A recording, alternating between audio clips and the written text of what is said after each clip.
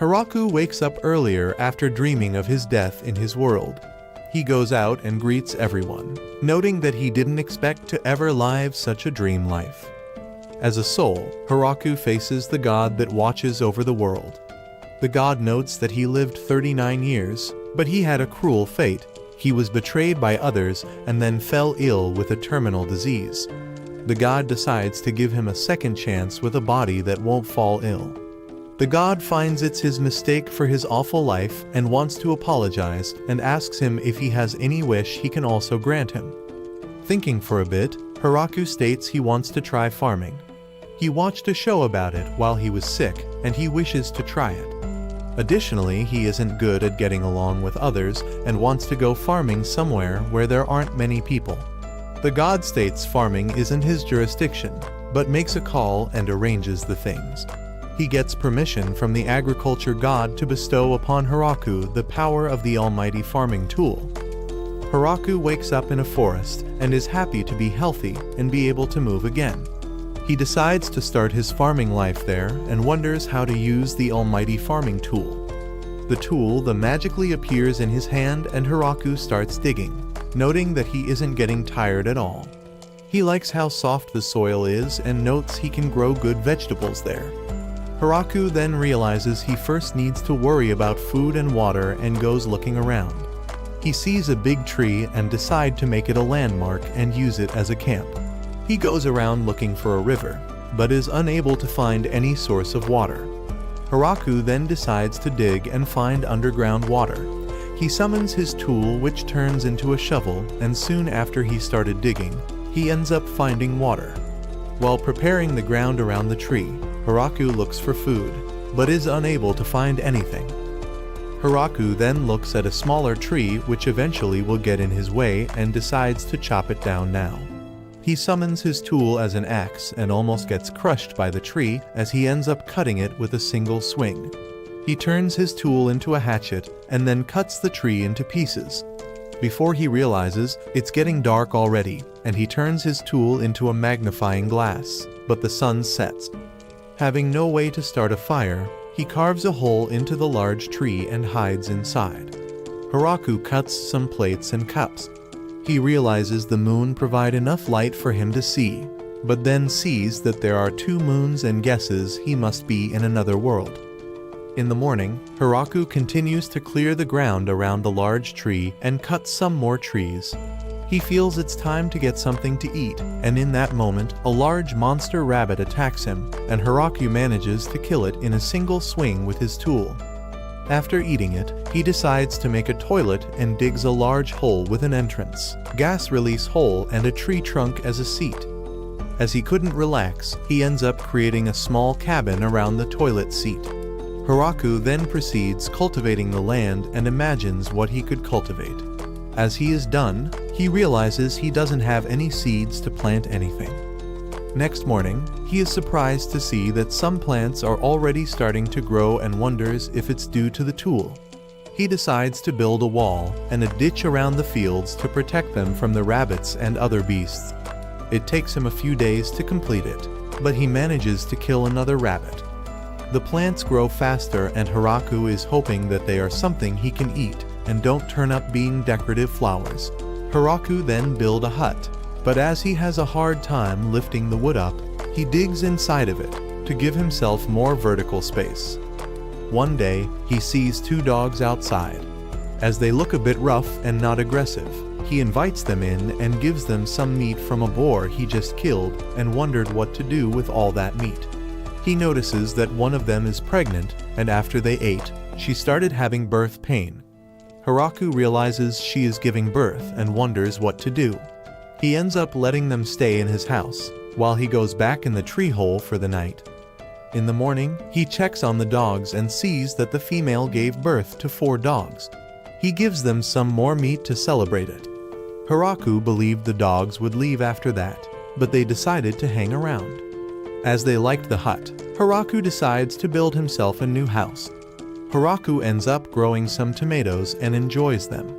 The dogs do some hunting and protect the premises for Hiraku. He decides to name them Kuro and Yuki, male and female.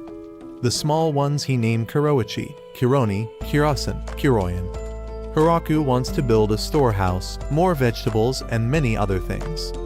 Elsewhere, a girl wants to cross the mountain, but a man tells her it's dangerous, and if she heard of the forest of death. The other side of the mountain is known like that, and it's because it's full of monsters. God decides to check on Hiraku on how he is doing, as he is sorry for giving him a life fit for a sinner.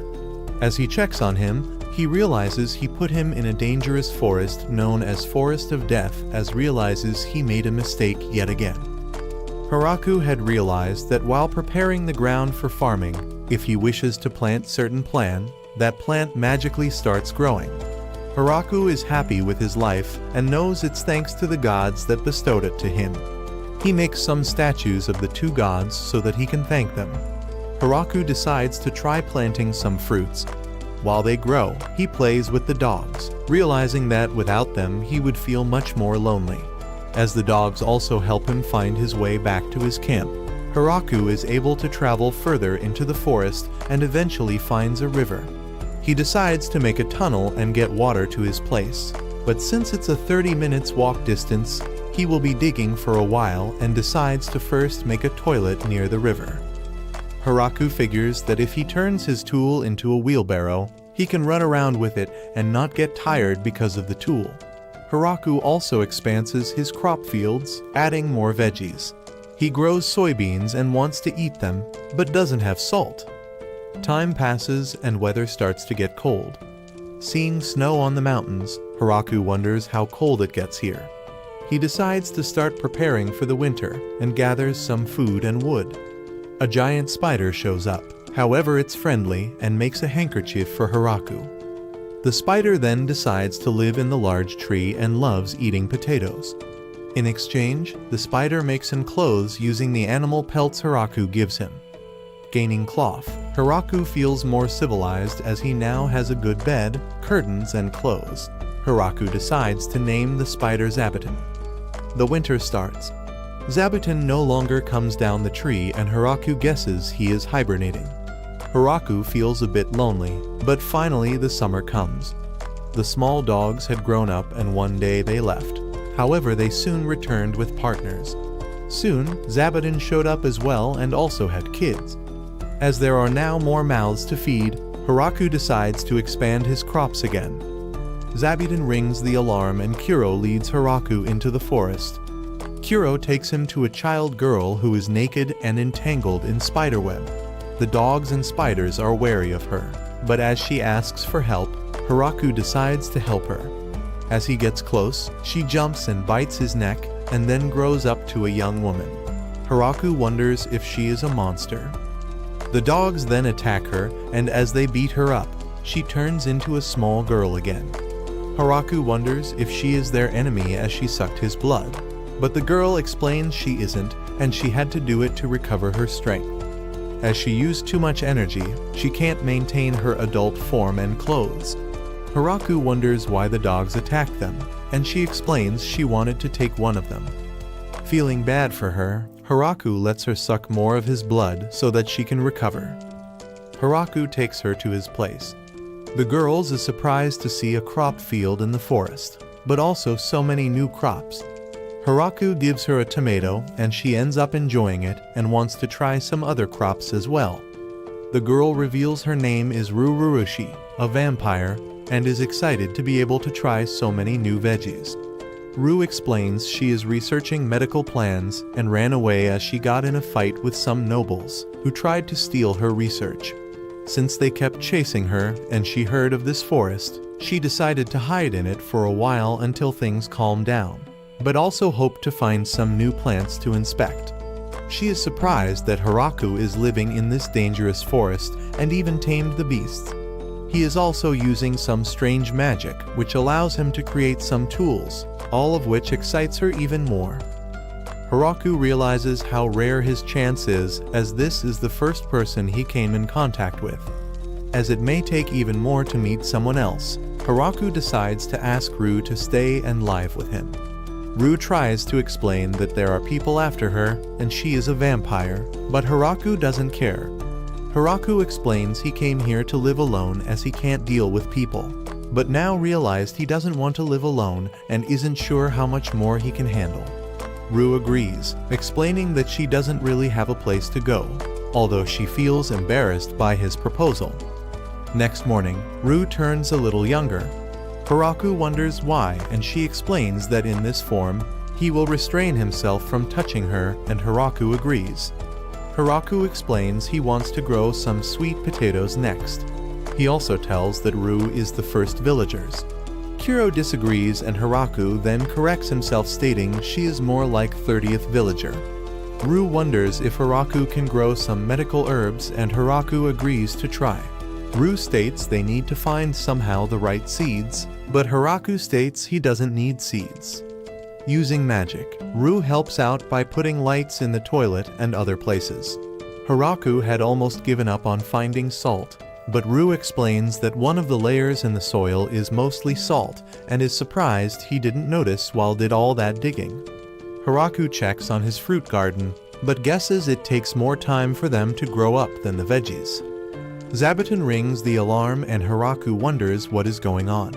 He goes with Ru to check out, only to find another girl being captured by the spiders and the dogs. She apologizes for attacking them and asks Hiraku for help. As he releases her, she uses magic to heal herself. She then notices Ru and realizes she was hiding in the forest and wants to capture her, but the dogs attack her again. Hiraku takes the girl and Ru back to his place. Ru explains she was in the same situation.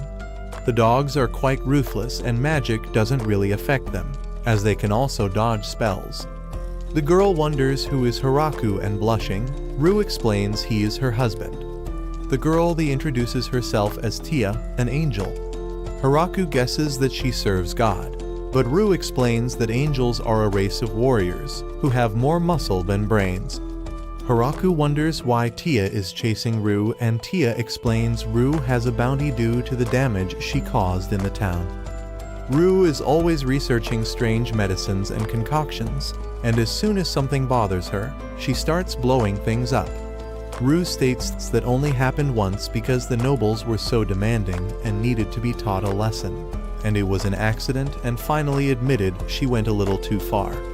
She also explains that Tia is a bit stronger than her, which is why she ran into the forest. Tia is surprised that Ru is admitting her weaknesses, and Ru explains it's because she realizes how weak she is after facing the dogs. Ru offers Tia to live with them, guessing she will like it. Tia agrees, and Ru takes her around to show her the crops. They spend the day harvesting some veggies, and Hiraku gives Tia to try some, which she ends up liking. After a few days, Tia asks Hiraku if they can grow more strawberries. Hiraku explains they can, but even if they expand, they won't be able to keep up with the harvesting of everything. Tia realizes that they indeed can use more hands. Hiraku also notes that even if they do manage to harvest all, they may not be able to eat it all. Hiraku sees that Kironi, Kurosan, and Kuroyan also have 3 to 4 children now, and the dog family has grown quite a bit. Soon they will grow and go find themselves partners. Ru realizes that means they will become even more, causing Hiraku to realize the hut he built them won't be big enough. Hiraku then decides to build a dog area next to the orchard. Hiraku still haven't named the new pups as they are too many, and he has a hard time thinking of names. Hiraku then sees Zabuton's children leaving, but sees some of them decided to stay. Tia tells Hiraku that she will be gone for a while and flies away. Few days later, Tia returns with a bunch of high elf girls. The elves introduces themselves as Lee, Leaf, Leekot, Lize, Lili, Lida, and Lees. Hiraku notices they are all Lees, and Lee explains it's because they are all related. They came per Tia's suggestion and would like to live here. Tia states they have a sad backstory. They used to live in a village in the north, but most of their people got wiped out after they got dragged into the war of the humans. Their race had scattered, and since then they have been wandering the land looking for a new home. Ru also suggests they to take the girls, as she heard that the High Elves are talented race. She guesses they are still young, and Lee states she is the oldest, a bit over 400 years, while Lee's is the youngest, a bit over 300 years old. Tia and Rue insist, and Hiraku agrees as long as they can get along with the rest of the roommates. Lee wonders who are the roommates, and Rue introduces Zabuton and the dogs, which causes the girls to faint. As the elves wanted to live together, Hiraku decided to build them one big house. The elves know more about construction, and Hiraku decides to follow their orders while they are building the house, and mostly just digs and brings them lumber.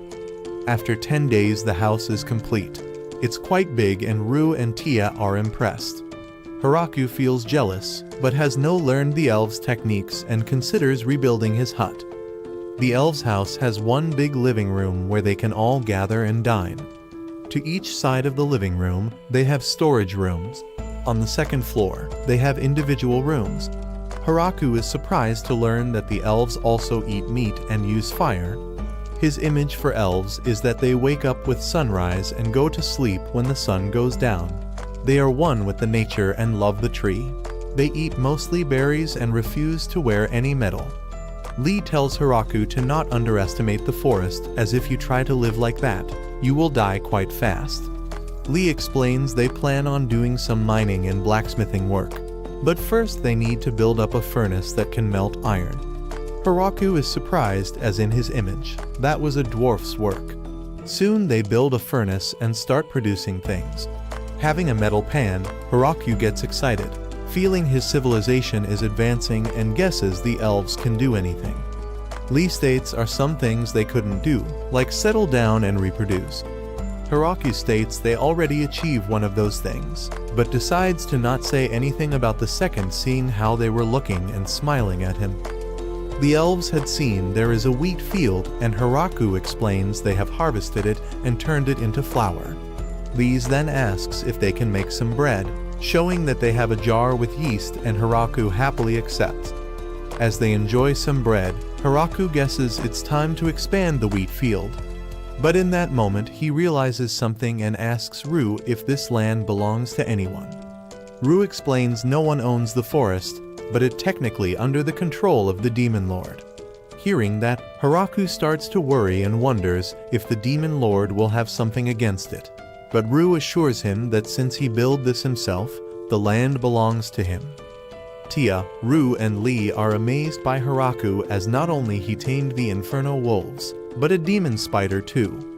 The crops are also amazing, and Lee wonders if the soil here is actually that good for them to grow that well. But it's surprising how he lacks knowledge about the world around him.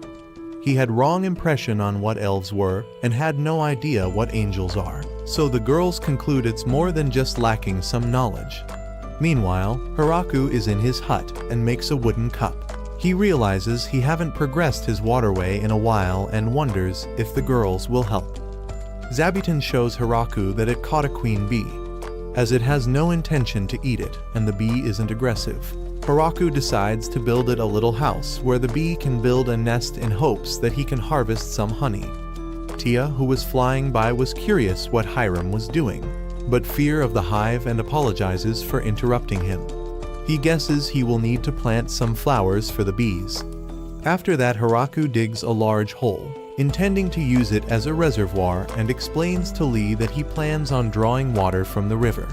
Lee wonders how far he progressed with his waterway, but hearing he barely started, she suggests they first should decide what to build it out of. Hiraku imagines stone, but Lee explains it will be hard to get. Hiraku then wonders about wood, but Lee explains that due to the length they will be connecting many pieces and there will be too much leakage. Hiraku then decides to use dirt, and using the almighty tool he compacts it, turning it in solid and sturdy as concrete. Hiraku lets the elves handle the foundation of the waterway, while he focuses on sealing the seams and strengthening the foundation. Hiraku also manages to catch some fish. Tia and Rue recognize the fish as quite vicious ones from the Forest of Death and wonder if it's safe to eat them. They make Hiraku taste them first and only eat after that, but end up finding it delicious. As the elves also like it, Hiraku captures more fish and preserves them with salt. Hiraku is surprised he was able to grow some rice, but now that he has easy access to water, Hiraku decides to build a rice paddy. After he digs the area and floods it, the girls wonder if he intends to make a lake and grow fish in it. Hiraku denies it and asks them to help him plant some rice. The rice fields grow fast and Hiraku teaches the girls on how to harvest them. After drying them, he uses the almighty tool to create an old thresher, and then a sieve to get rid of the leaves and plant matter. He then uses a mortar to remove the husk from the rice, and a pestle to polish the rice. The girls note it's a lot of work and wonder if they can finally eat, but Hiraku explains they first need to cook it and shows them how to. Finally, Hiraku makes the rice into rice balls and adds some fish from the other day. The girls end up enjoying the rice balls so much that they eat it all, and only a single rice grain was left for Hiraku. The girls can clean themselves using magic, but as Hiraku can't do that, he decides to build a bath. The girls state they can wash in the river, but Hiraku explains the bath benefits and that they can bath in the winter too without freezing. The girls help him and the bath progress goes well. However, Hiraku then realizes and wonders if it's okay to put the wastewater back into the river. Tia suggests that they use slimes as they will eat the waste products and purify the water. Tia brings some slimes and Hiraku builds a purification pool for them.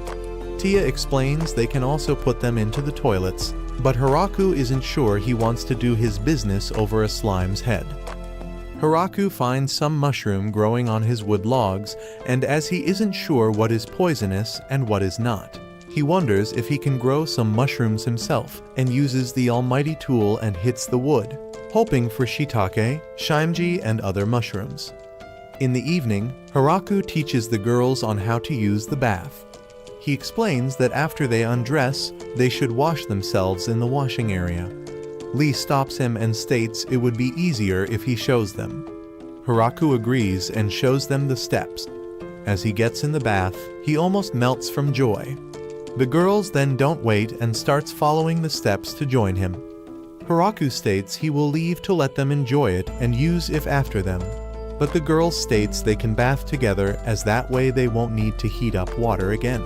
Surrounded by the girls, Hiraku doesn't feel he can relax and wonders if he should build a separate bath for men. However, the girl states it would be a private bath for only him, and that isn't fair. The next day, Hiraku sees that he had grown some mushrooms and decides to make a mushroom hot pot tonight. He then hears the dogs and sees that they found 5 new elves and brought them in. As the girls introduce, Hiraku notices they all start with La, and that it must mean they are related. Lee explains that she knows them and they used to live in the same village, but they last saw each other 200 years ago. Hiraku accepts that they live there too and Lee wants to start building them a house. She also states they can use the opportunity and make some improvements to Hiraku's house. Kiro notices that the females in Hiraku's group has increased. Kiro explains that he lived alone in the forest and never lost a fight to another male. He intended to live as he pleases, but one day he met a female who ended up defeating him. And since then, the two started traveling together. The female eventually became pregnant and Kiro was fine with finally having a family. However, they ran into a grappler bear, the king of this forest. The bear defeated them, but decided not to eat them. Injured, the two couldn't hunt for food.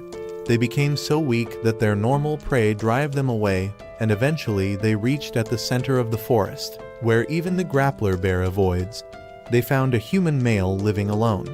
Normally the humans are hiding in the forest and don't stay too long in one place. Kiro wondered how such weak human could survive alone, but then felt the limitless power coming from the almighty tool. Kiro thought this was the end of them and accepted it. But Hiraku shared his food with them and took care of them. Kiro and his wife then decided that Hiraku will be their master. He gave them names and place to live.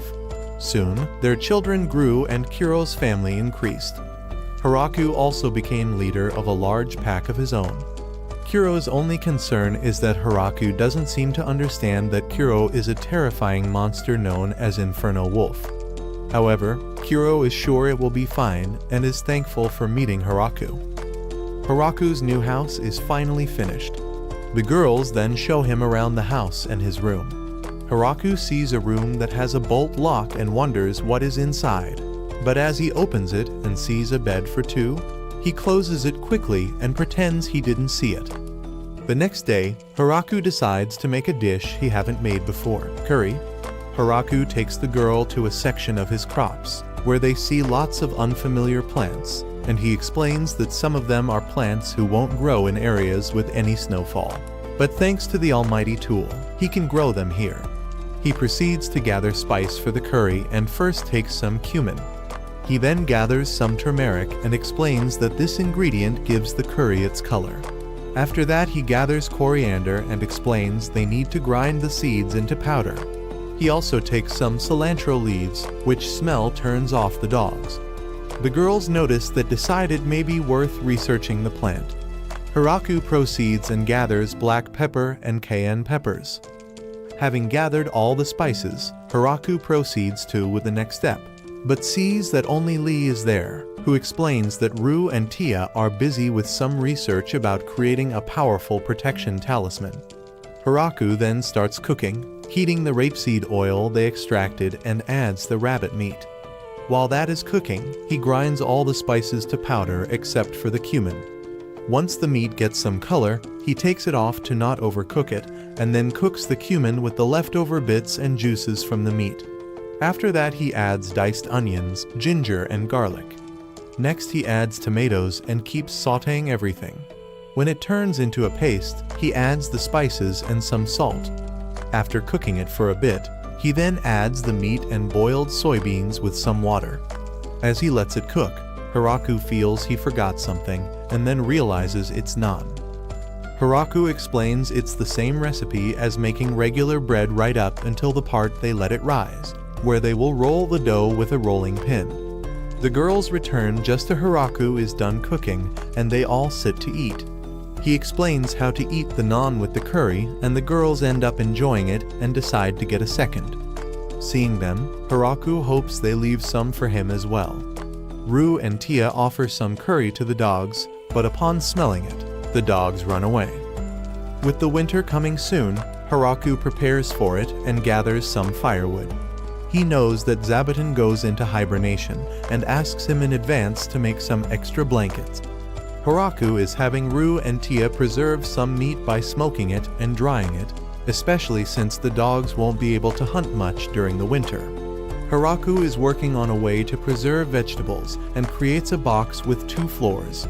He will be putting the vegetables on the top floor and cover them in a blanket and snow, while any from the snow will gather on the bottom floor and keep the vegetables dry.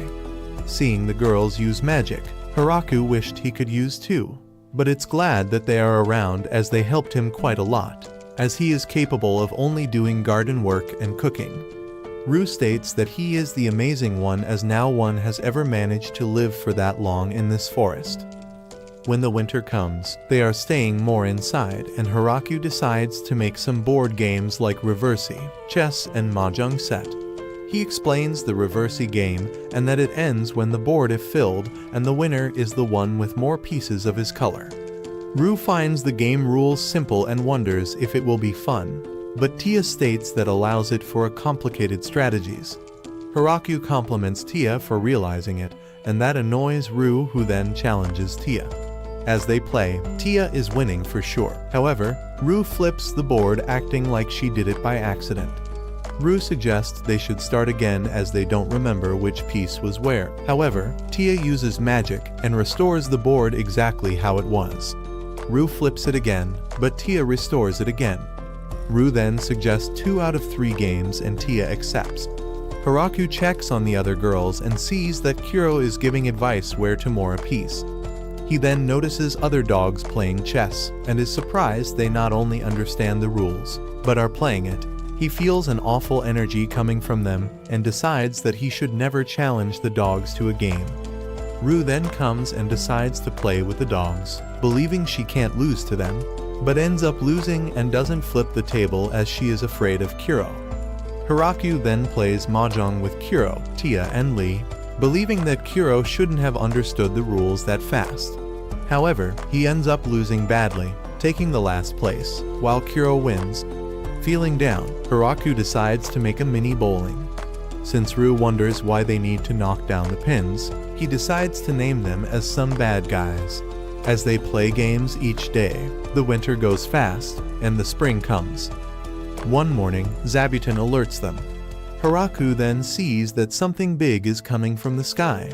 He guesses it's a dragon, but Tia corrects him it's a wyvern. The wyvern attacks Hiraku's group, breathing fire, but Rue and Tia use magic to defend themselves. The fire spreads into the crops, but the elves are quick to put it away. Hiraku wonders what to do and how to stop the wyvern. He summons the almighty tool, which to his surprise turns into a spear. He throws it at the wyvern, who creates a 3-layer barrier, but the spear pierces it and injures its wing. He then throws it again, piercing its chest and killing it. Hiraku wonders if it's normal to encounter wyverns, but Rue explains they are rare creatures. Hiroku then wonders if someone could have sent it, but Tia explains that even if that was the case, the person won't have just sent it alone since it's a valuable creature. Hiraku then assumes it was just a fortunate encounter. He then wonders if they can eat it, and the girls explain it's said to be a delicacy meat. Hiraku makes 3 dishes with the wyvern meat, and all the girls end up enjoying it. Rue asks Tia if she could have blocked Hiraku's spear, but Tia, seeing that the wyvern wasn't able to stop it, she won't have been able to stop it either. Rue guesses it was luck that they first met the dogs and not Hiraku. At the demonic kingdom of Galgardo, Demon Lord's castle, the great generals receive report that a wyvern was felled. Randon can't believe it, as when one gets close to their territory, they need to mobilize their entire military force. Beazle states the wyvern was attacked from the ground and killed in 2 hits. Randon fears that they won't be able to fight someone that powerful. Beazle states they are the 4 generals. They need to handle the situation before fear spreads. Randon then decides they should resign, but Beazle attempts to stop him. At Gatekeeper Dragon's Drime's lair, Dorame, a blue dragon, asks Gucci if he saw the fight, and Gucci confirms it. Dorame wonders what would happen if he takes the spear attack, and Gucci guesses it will likely pierce cleanly through him. Dorame wonders what to do, and Gucci notes it would be foolish to attack. Hiraku enjoyed the wyvern meat, but felt something is missing and decides to finally make some alcohol. He guesses that wine exists in this world and decides to make it from grapes. The girls are excited and they harvest the grapes quickly. Hiraku then creates a place where he places the grapes and asks the girls to stomp them. The girls feel a bit weird at first, but guess it would be easier if they have some sort of rhythm. The elves then suggest a song from their village and start singing. They fill several barrels, and Hiraku decides to let the yeast on the skin of the grapes to ferment it for them. Hiraku wonders if they made too much, but hearing that the girls will drink it in no time, he wonders if he made too little. Meanwhile, the god observes Hiraku and wonders if this is enough for him to forgive him. But the goddess of agriculture tells him it isn't, as he punished innocent soul, and while trying to save it, ended up sending him to the forest of death. The goddess can't believe that he also gave him a replica of the Holy Lance Grime. God explains that he is only using it as a farming tool, and he got permission. However, the goddess states he didn't tell her he was giving it to human, which should drain all of their life force and kill them instantly. God states he is fine, as he gave him a super healthy body and he must have fast recovery. The goddess states he was just being careless. She is also angry that the god statues that Hiraku made. She appears like an old man. God tries to say it's not his fault, but she doesn't want to listen and punishes him to sit for 300 years. Zabuton signals Hiraku, and he sees that the dogs and spiders had caught another girl. Rue sees its younger sister Flora. As they take her to the village, Flora explains that she heard the angel was after her and she followed her to the forest. Hiraku suggests that she stays there for a while so that she can rest.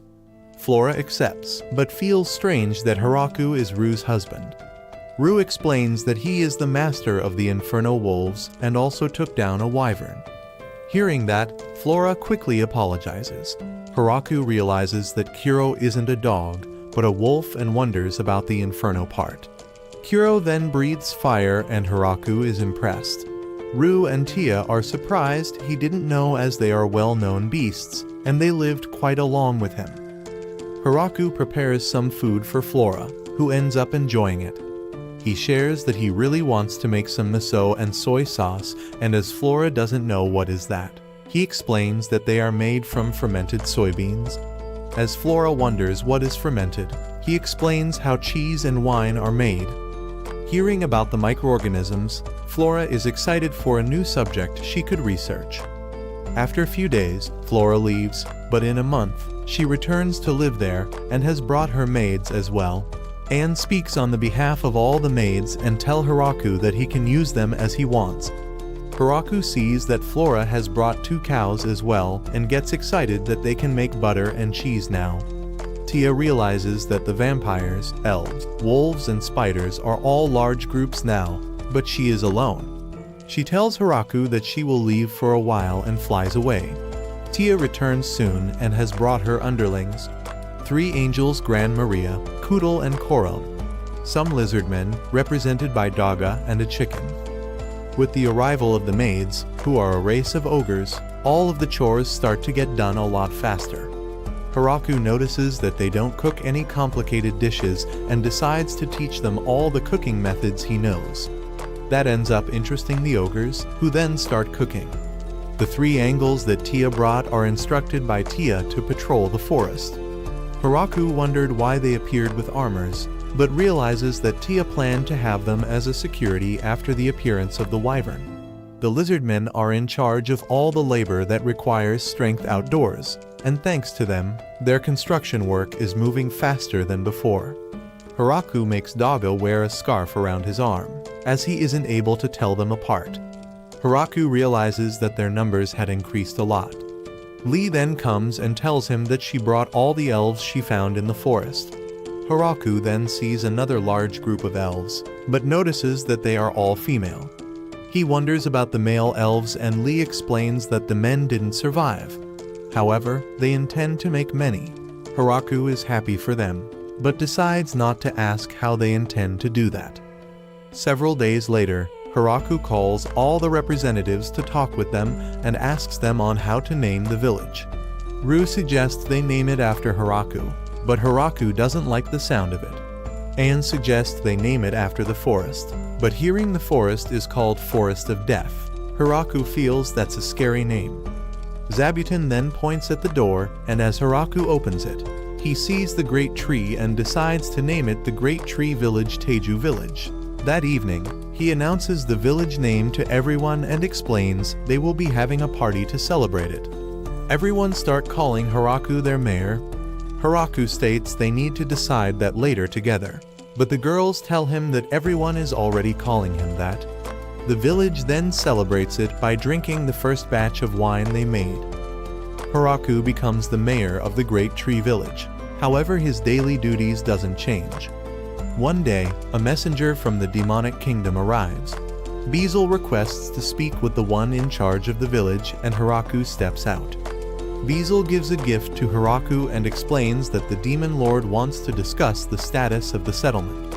Hiraku recalls that the land was under the demon lord protection and wonders if they will want him to pay taxes or will kick him out. Hiraku tells Beezle that if the demon lord lets them live here, they will give part of their harvest as a tax, and suggests 10%. Hiraku wonders if it's too low, but Beezle is ready to accept. Hiraku then explains they can pick up the tax each year before the winter starts. As Beezle agrees, the 2 sides sign a contract.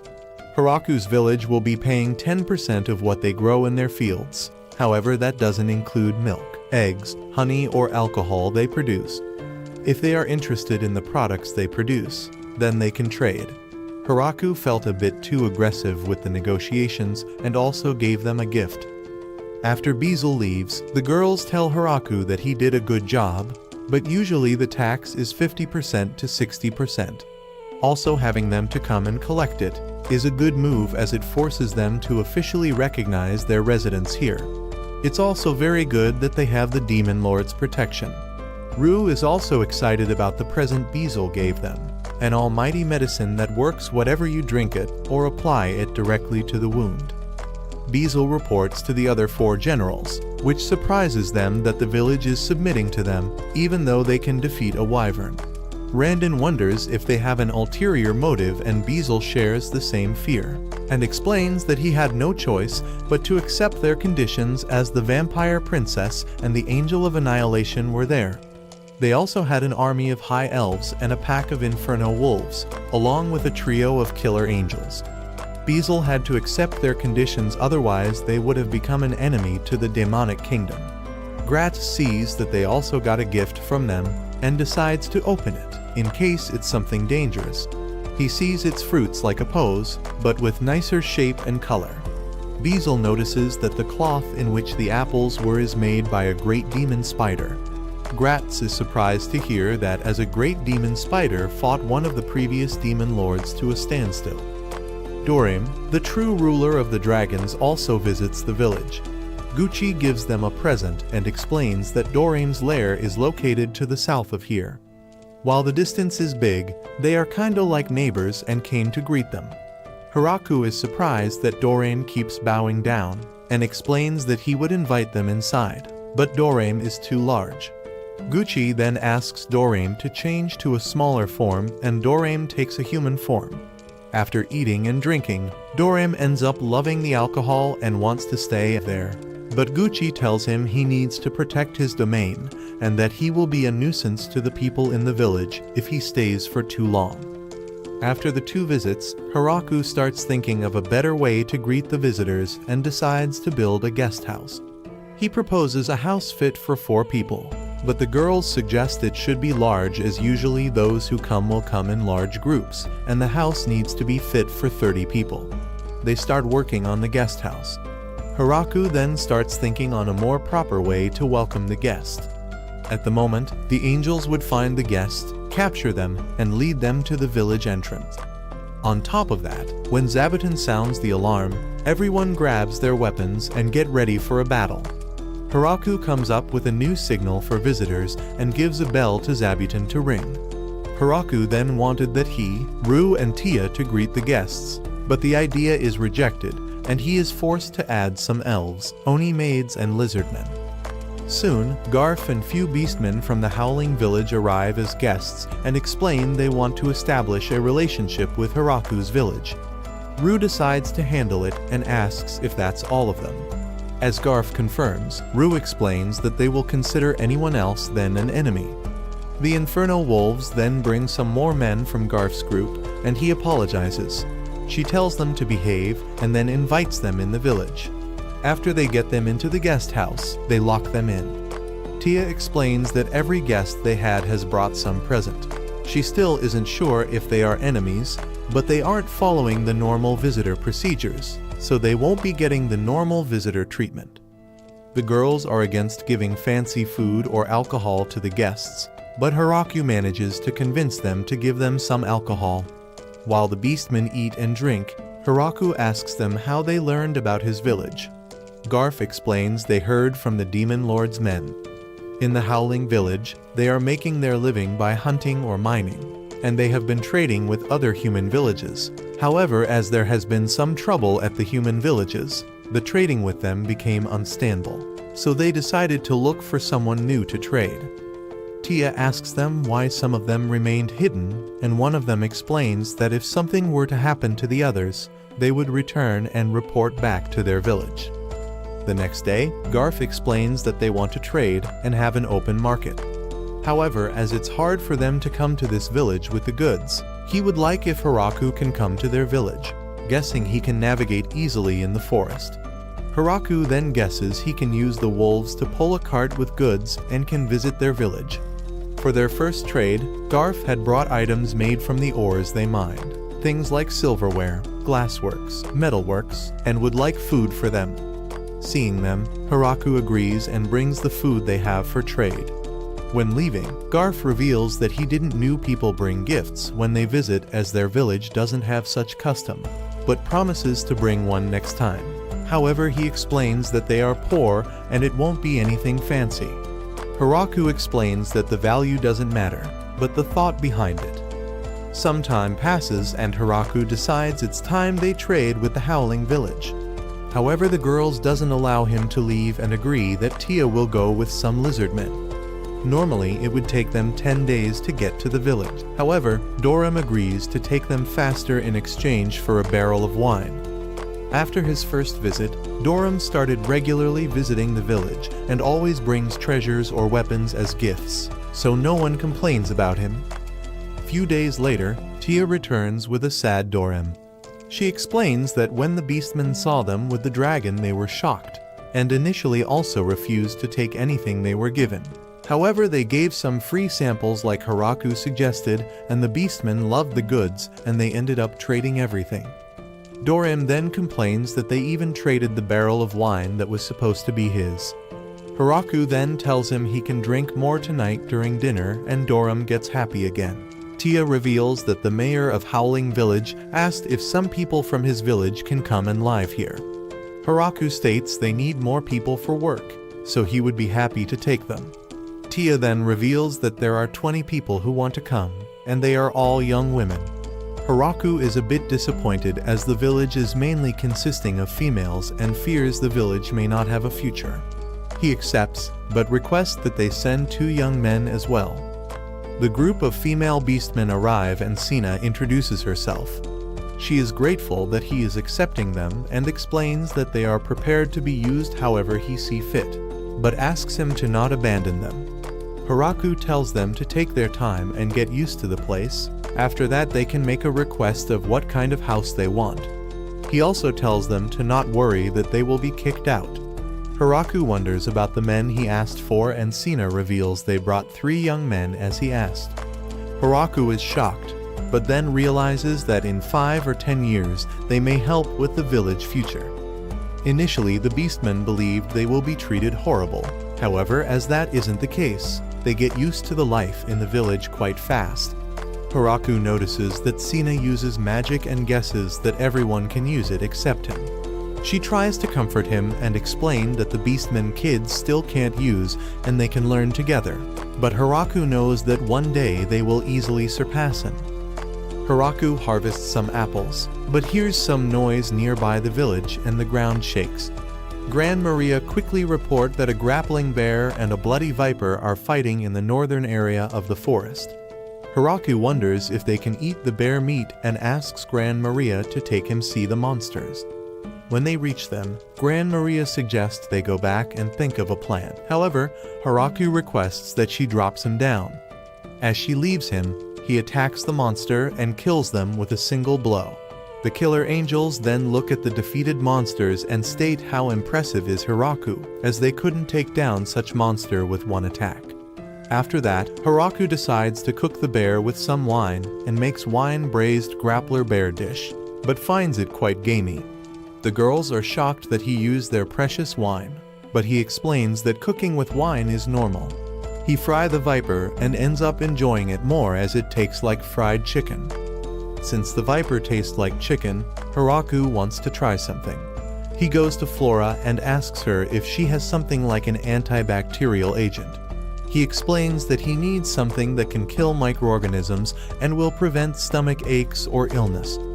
Flora then offers him a potion, explaining that it will blow up everything. Hiraku asks for something weaker, and she gives him another potion.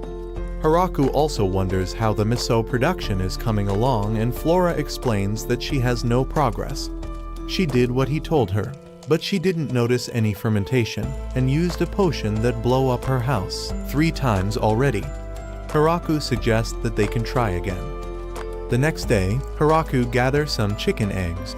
He then adds salt and vinegar. After mixing it, he adds some oil and gets mayonnaise, which will go perfect with the fried viper. Hiraku then proceeds with the miso, and start by simmering the soybeans he and Flora soaked in water.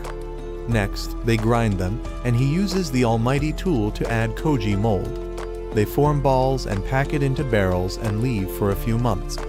Ru then calls Hiraku, informing him they have visitors. The visitors are a few elder dwarfs led by Donovan, who heard that they have high-quality alcohol and wish they share some with them. The girls explain that they can't give it for free. Donovan states they don't have money, but have technology. They have spent their lives studying alcohol production, and seeing the fine crops they have, they can help them turn them into fine alcohol. Hearing that, the girls quickly agree. The dwarfs then use distillation and make corn whiskey. Eventually Donovan and his men remained in the village and worked as the village brewers. Later, the village has a welcoming celebration for the beastmen and dwarfs. Hiraku realizes that finally some men joined and asks Donovan if some girl catches his eye. Donovan then explains that the girls are too young for him, and if they can't grow a beard, they are not for him. One day, Hiraku sees a dragon approaching.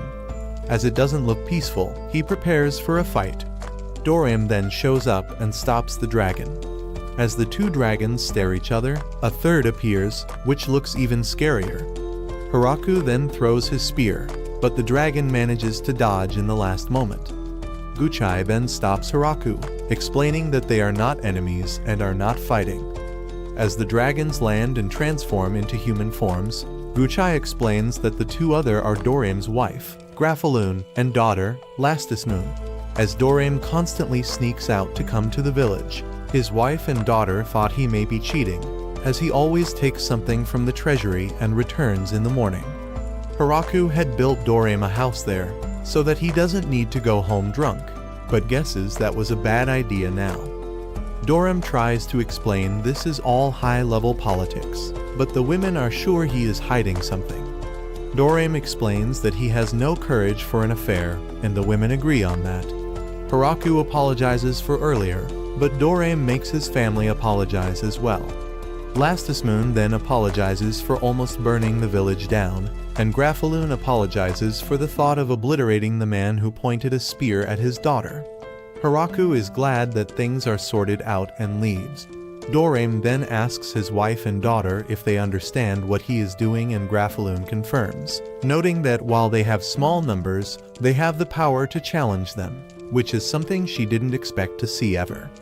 Lastismoon also notes that Grafaloon couldn't defend against that attack and had to avoid it.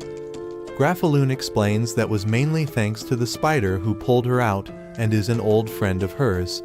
If he didn't pull her out, she won't have been alive. Grafaloon then tells Lastismoon to live in this village and make sure that this power is never turned against them. Hiraku agrees with Lastismoon living there, and she quickly starts helping them with the work. However, as she is a dragon and is too strong, she would often break anything he touches. Hiraku wonders what to do with her as Dorim asked him to give her some work. He then notices that the wolves are scared, and Tia states it's not just the wolves, but the chickens and cows as well. She explains that the dragons aren't just powerful, but they have wisdom and knowledge too. Hiraku then gets an idea and sends Lastismoon to handle the diplomatic relations with Beezle, who is shocked to see a dragon. She wonders what he wants, and Beezle barely explains that he wants more fruits like the ones they got last time. Lastismoon states that they are low on oranges, but they have strawberries. Scared, Beezle decides to take 10 boxes. She also suggests some apples, pears, persimmons, and watermelons, and Beezle takes them too. Beezle reports back that they have a dragon now. While it may be risky, they decide to send a spy. Beezle calls his daughter, Florum, and explains that he wants her to investigate the village military might. Florum goes to the village and is welcomed by Lastismoon, who takes her around. However, while showing her around, Lastismoon is informed they spotted a messenger from Howling Village, and she decides to leave Florum to look around by herself. Florum then goes around and sees all the races. Normally, she would expect Lastismoon to command them all, but she heard that there is someone above her who rules everyone. She ends up seeing Hiraku, but as he is just a human, she ignores him. After meeting up with Lastismoon again, she explains that Hiraku is the mayor. Florum can't believe a human is commanding them all, but Lastismoon explains that he is strong enough to defeat her mother. Florum then starts to worry, as not only she didn't say hello, she was quite rude to him. Hiraku heard that Florum is Beezle's daughter, and that she will be staying for a while. He sees that she is getting along with Lastus Moon, but the moment he shows up, Florum starts acting quite stiff and awkward. The slimes in Teju village had started to multiply, and now they have multiple colors. No one really noticed it until a purple slime drank a barrel of alcohol, which angered the girls. They decided to hold a trial and found it guilty. However, Florum explains it's a slime, and it won't reflect on its action, no matter what punishment they put in trough. The girls realize it, and they decide to leave it since it's just one slime. In time, the red slime started joining them during feasts and drink with everyone. The autumn comes. Hiraku and the rest are enjoying a hot pot, and Hiraku notes that if they have some seafood, the hot pot will taste even better. The girls then wonder what he means by seafood, and Hiraku says stuff like cod, crabs, or monkfish, along with some kombu seaweed. Rue tells Flora to start researching those things.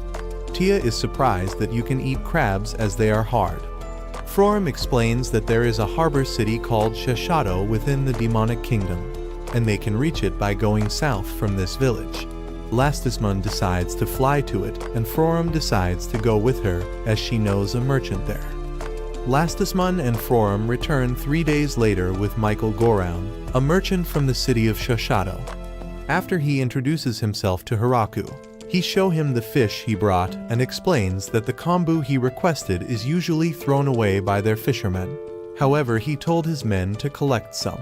Michael explains that his visit has 3 goals: to properly greet Hiraku and thank him for requesting to do business with them, to suggest more opportunities for them to trade goods and do business, and third, to become the official government purveyor for the village. The girls explain that he means to be the one that handles all trade between the village and the outside world. He shows them a list of products his company trades, and they go to further discuss the proposal.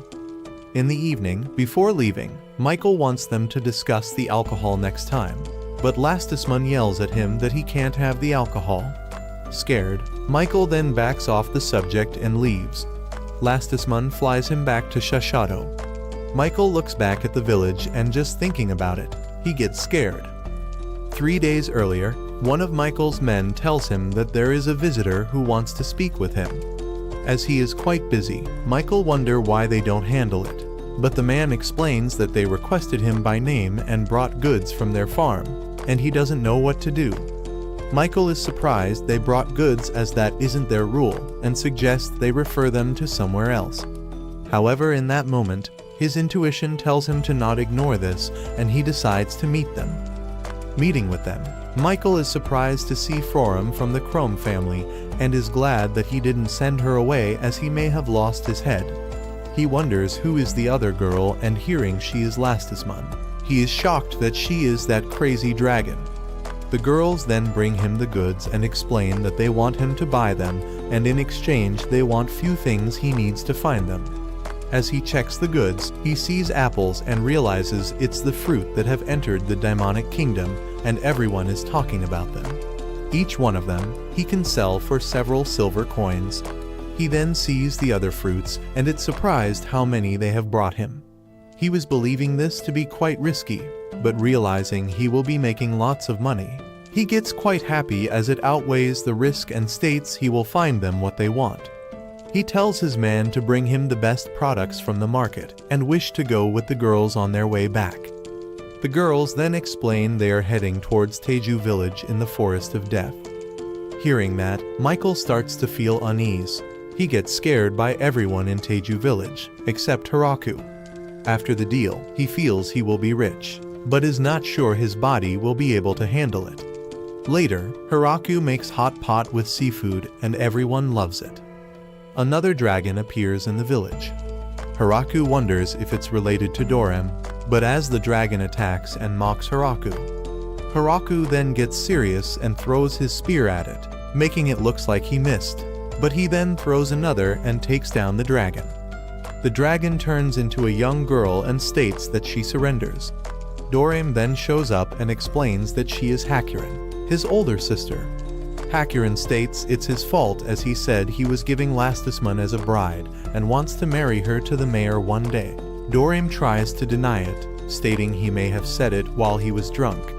Hakurin came to see what kind of man the mayor is and also heard he is quite strong, so she came to check him. Doram states it's not just that, and she is mostly here because she is angry.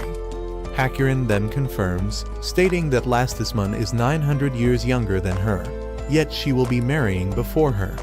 Haraku is fine that she comes and tests him, but as she made a mess, he makes her clean it.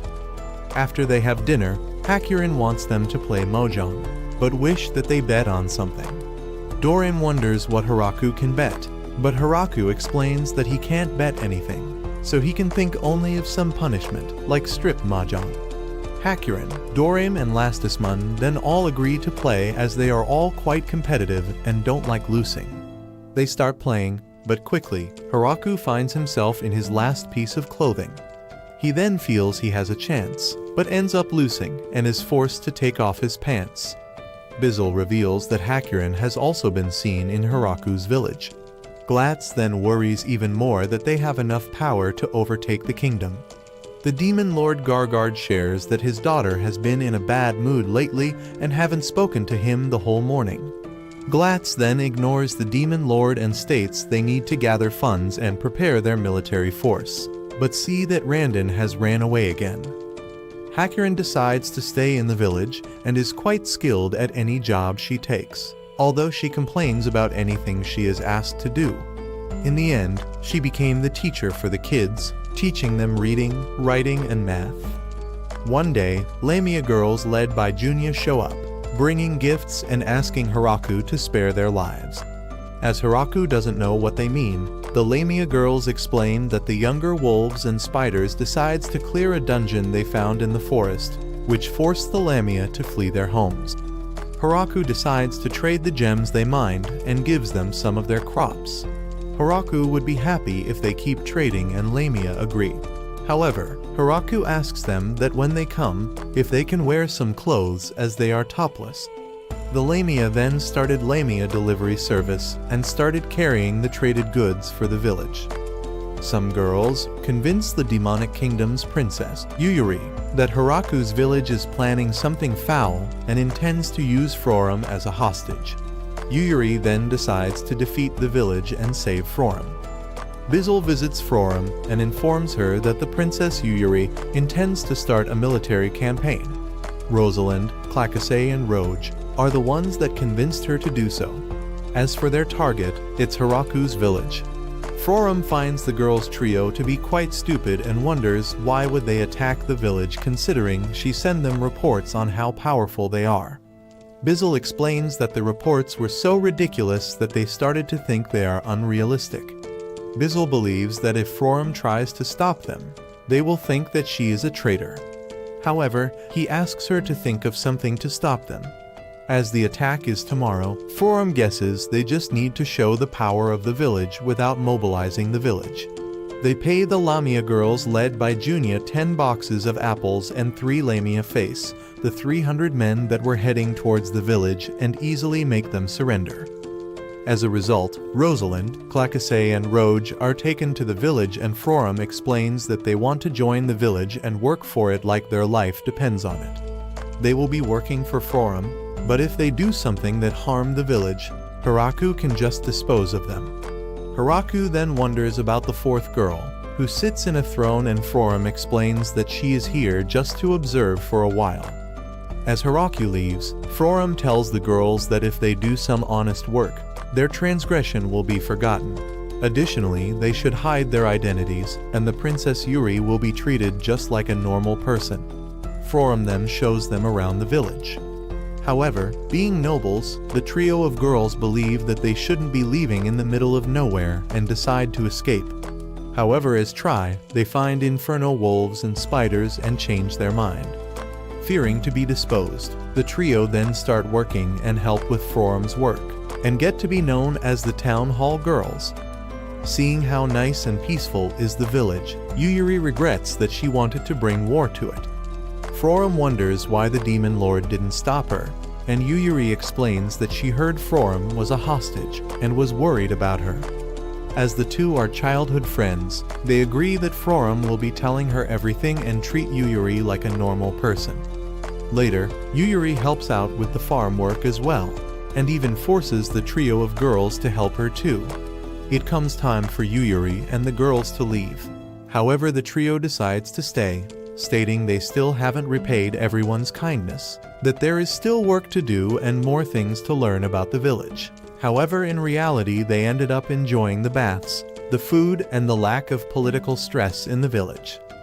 After Yuyuri returns home, the demon lord Gargard complains to Bizzle that she seems more dignified and is always busy with something. Bizzle states that it looks like Yuyuri is starting to get interested in politics and diplomacy, and that daughters grow into adult before the parents even realize it. Hearing adult, Gargard assumed that she must have met a man and wishes to tear him apart. Bizzle warns him that this attitude will make her hate him one day, which calms Gargard right away. Hiraku's village start their pre-winter crop harvest, but they end up having more food than anticipated and don't even have where to store it. Lastismun suggests they send some to her father and Hiraku agrees. Hakurin then suggests that they send her parents too. She explains that her father lives in the north, while her mother in the south. Tia then realizes she means the Emperor Dragon Dusu and the Hurricane Dragon Raymarin. Lastismun then heads to her father, dropping off some crops, and then to Shishato City to drop off some crops there too. Michael Goraun asked Lastismun to exterminate a monster that was attacking the trade vessels, and Lastismun gladly accepted and defeated the monster. Meanwhile, Hakurin headed north, and on her way back, she found some people who wanted to move to the village. Their leader is Ya. Hiraku assumes they are dark elves, but Ya explains they are called mountain elves. Ya explains that they were living in the mountains, but lately have been struggling on finding food. Hiraku then wonders what to do. Hearing that Ja apologizes for causing trouble and understands that they can't just help Strange and will leave. However, Hiraku explains that he didn't mean that, and had been wondering where to put them to sleep until they build them a house. As he accepts them in the village, Ya gets happy and explains that they are excellent hunters and will catch food for themselves. They attempt to capture something, but the monsters are too strong for them. Hiraku tells her to not worry about it. Ya then sees that he is doing something, and Hiraku explains that he is trying to make some pottery, but he fails and states he would indeed need clay.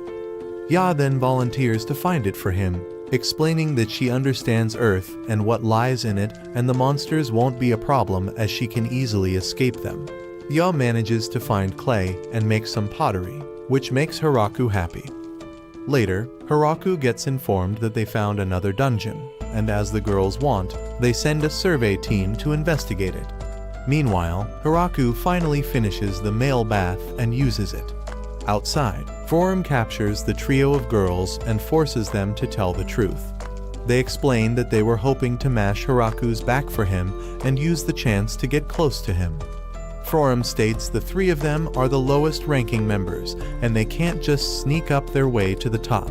Soon the survey party returns and state they should send an extermination party there, as they confirmed the presence of a blood viper inside. The elves insist that they should absolutely have that meat, as the survival of their clan depends on it. Jaw explains that the blood viper meat is extremely valuable. Eating it overflows your body with vitality, and it improves the husband-wife relations, and it is also said to bless you with children. Realizing why they want it, Hiraku then tries to calm the girls and wants they to discuss it with the whole village. The winter comes. Hiraku visits Rue as she doesn't feel well. As she explains her symptoms, Sina wonders if she is craving sour food lately. Rue explains that she doesn't have an appetite, but is still able to eat tomatoes and fruits. Sina then explains that someone in their village said the same thing. Hiraku then wonders what happened to that person, and Sina explains they congratulated them on the baby. Rue's pregnancy is going well, however due to it, she can't transform. As the maids insist on waking up before Hiraku, he starts to wake up a bit late, so that he maids can get some sleep as well. As the village grew quite a bit, they are splitting breakfast into 3 groups. Hiraku is part of the first group, and as he eats, Gran Maria informs him that 3 killer rabbits tried to infiltrate the farm. However, Kuro and the other wolves eliminated them. They note that it's good that the rabbits keep trying to do that as they get constant food supply. Hiraku notes that the angels are always composed and proper, but when they are off duty, they enter lazy mode and rely on others to prepare them food and wash their clothes. After he is done eating, Hiraku starts working. He sees some garden pests and eliminates them with the almighty tool. Hiraku takes break for lunch, which is something that isn't common there, and it took people some time to get used to. The elves are usually not even having breakfast, and at first were nervous if it was alright to eat in the morning, wondering if they have enough food supplies. The beastmen were also not used to eat each day, and initially believed they are treated nicely because they will be thrown out soon. After lunch, Hiraku continues to work. While having more people usually helps him with his job, when there is need to till new fields or plant new crops is still a job that Hiraku handles only by himself as he is using the almighty tool. Hiraku plants some flowers, wanting to bring some colors to the village. Outside of farm work, Hiraku is using the almighty tool to create various things to help out the villagers and is thankful to God for the tool. Hiraku also sometimes joins the military training. He doesn't think the village needs it, but the maids insist on it. Seeing them using the training as exercise to stay fit, he decides to train a bit, but is quite bad with any weapon, except the almighty tool. As it gets dark, Hiraku's workday is over, and he heads inside for dinner. The maids present him with a new dish, stating they are confident about it good taste about 20%. Hiraku tells them to only present dishes where they are at least 50% confident it's good. However, the maid refuses as they don't want to waste food. Frorum gives Hiraku a letter from Yuyuri in which he reads that she wants to eat apples again and a dress. Frorum then explains that Yuyuri liked the clothes that Zabuton made and is wondering if Zabuton can make more for her. After resting a bit after dinner, Hiraku takes a bath and is usually the only one there, but in reality he was in women's bath temporarily. After the bath, Hiraku usually feels unease as the elves start stalking him. Even in his room, he still feels they watch him and tricks them into revealing themselves. After that, he thanks God again for the good life he was given and falls asleep. The dwarves are usually always working making alcohol. Hiraku expected they to be always drunk, but they take their job quite seriously and don't drink while working. They also ask him to increase the grape production by 3 times and Hiraku agrees. Sina comes running and informs Hiraku that there is a strange man. Hiraku goes to check him and sees the man bowing to the wooden god statues Hiraku had made. Hiraku then wonders how he got in without Zabuton or the angels seeing him. Rue recognizes that he is the progenitor, Vargreif, who is quite happy to see her. Vargreif explains that when he heard she is pregnant, he didn't believe it, but it seems it's true. Normally, they continue their bloodline with blood packs and pregnancies are rare, but states that children are treasure and tells her to take care of it. Hiraku wonders who is he and Rue states he can think of him as his grandfather. Vargreif explains that he is 4,000 years old, and the secret in living a long life is to erase his memory from time to time, except the important things like his name and clan. Vargreif apologizes for entering the village without notification, and explains that he initially only intended to look around and leave. But the statue below the tree caught his attention, as it was splendid likeness of the great creator. Hiraku wonders if he met God before, and Vargreif confirms that he met him when he was born and God told him that do his best even though he is born with a slightly abnormal body. Hiraku figures the abnormal body means that he is vampire and Vargreif guesses so too. Vargreif explains that he have been trying to remember how exactly God looked and it must be great to live to such statue. Hiraku realizes that he wants the statue and explains that he can't give it to him since it belongs to the village, but he will make him a new one. After making him a statue, Vargreif likes it. He wonders how much it would cost him, but Hiraku doesn't want to take money for something like that. Vargreif then states he will have to think what he can do for him as thanks. After leaving the village, Vargreif visits a large temple. The head priest there is happy to see him, noting it was 50 years since he last visited. Vargreif states he wants to enshrine a statue and asks what is the best spot. The priest explains it is the spot of the creator god statue, which was made by the master sculptor Torok. Vargreif then wants to move it in order to put the new statue there, and the priest agrees. Seeing the statue, the priest is impressed, stating it must have been made by a famous sculptor, and wonders about his name so they can honor it. But Vargreif, it would be better if they don't do that, as Hiraku doesn't seem the type to appreciate stuff like that, and also doesn't want to disturb his peaceful life. Vargreif states they quietly support him and tells the priest to inform the other temples and they all to be respectful of the Teju village. Vargreif sends Hiraku a magnificent piano. Hiraku doesn't want to take it as payment, but Vargreif then states it's gift to celebrate Ru's pregnancy. Hiraku decides to put the piano in the dining hall. The three hall girls realize that it's a piano that can only be found in the large temples and is used for big ceremonies. They decide to play it as it's one of a lifetime opportunity. However, they end up too scared to play on it as they fear they may ruin it or break it. The three of them then ask Hiraku if he can get them a piano so they can practice on it. Hiraku doesn't understand why they don't want to play on the current one, but makes Michael go around get him a practice piano. A lot of the girls end up enjoying the piano and try learning to play on it. However, Hiraku have trouble sleeping as they also play on it at night. Hiraku calls for a lunch break. However, he ends up continuing to work until Ru calls him to stop and join them for lunch. He wonders if she should be moving, but she explains it's fine and that she heard she needs to exercise. All the girls are also quite kind and concerned about Ru. However, she explains she is fine, but her problem is that she can't drink alcohol. The three killer angels make a request to Hiraku to sell off all the alcohol.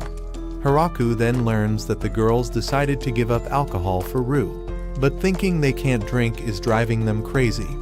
Because of that, the angels believe that selling the alcohol may solve the temptation problem. Hiraku believes they will end up regretting selling the alcohol as it's not something they can produce quickly again. He suggests an alternative, telling them to think of how the alcohol changes taste the longer it age. Donovan and the other dwarfs ask Hiraku if they have done something wrong as no one wants to drink alcohol anymore. After Hiraku explains, Donovan is happy and states that they don't need to lower the production, but actually increase it. Hiraku agrees, noting that he is sure that later everyone will drink more to make up for the lost time. Ru's pregnancy is going well, and the time to give birth almost comes. Everyone in the village then starts giving her various gifts. That evening, Ru feels it's time and later she gives birth during the night. In the morning, Hiraku meets his son, Alfred, and holds him. A week has passed and Hiraku recalls how everything started from him living alone to now being a father. He isn't sure if his son is half vampire, as at the moment he looks like a human. As he recalls everyone giving presents, he decides to do something to thank them for their kindness. He gathers the girls and explains he wants to start a new system. He gives them reward medals, silver coins, and states they can trade them for things they like. Tia realizes that's like money and Hiraku confirms, stating he figured that one day the village will need its own currency. Until now, Hiraku has been taking all the goods and distributing them to everyone. If someone wanted something, they come and ask him, but with the increased population, handling all the transactions by himself became impossible. They wonder if they can't just continue trading goods between them. But Hiraku gives them an example where different people put different value on certain goods, which is why he wants to use currency. Since it will cause a turmoil if they suddenly switch to the currency, Hiraku plans to start by giving the coins as reward medals. Hiraku gives everyone 3 coins. However, as the wolves and spiders are too many, he gives each group 30 medals. Some of the people traded them right away, while others like to just have them and not spend them. Hiraku starts getting more custom orders of furniture and toy, and feels he actually now works even more than before. Soon they have a big feast to celebrate the birth of Hiraku's son. where everyone are finally able to drink again. Rue brings a wooden hammer that Donovan had gifted her before, and the dwarf bring a big barrel, stating it's a new kind of wine they made, and states they need to use the wooden hammer to open the barrel. Donovan wonders how is the wine, but Rue explains that she still can't drink as she is breastfeeding the child, but she is fine watching everyone else drinking. Donovan then suggests they bottle some of it, so that they can drink it later. Hiraku likes the idea and states they can keep it until Alfred is old enough to drink and drink it with him. At the demonic kingdom, Beazle tells them that Hiraku's village had a baby. They had finally realized they can't defeat the village and wonder how to keep a good relationship with them. Glatz suggests they marry someone from the kingdom to someone to the village, but the demon lord mistakes it that they want to marry Yuri and is against it. Tia, Hakurin and Frorum tells Hiraku that there are some people who want to move here as they want to escape a war. Hearing that the number is over 100, Hiraku believes they will need another village in order to take that many people. Rue then states they should do it.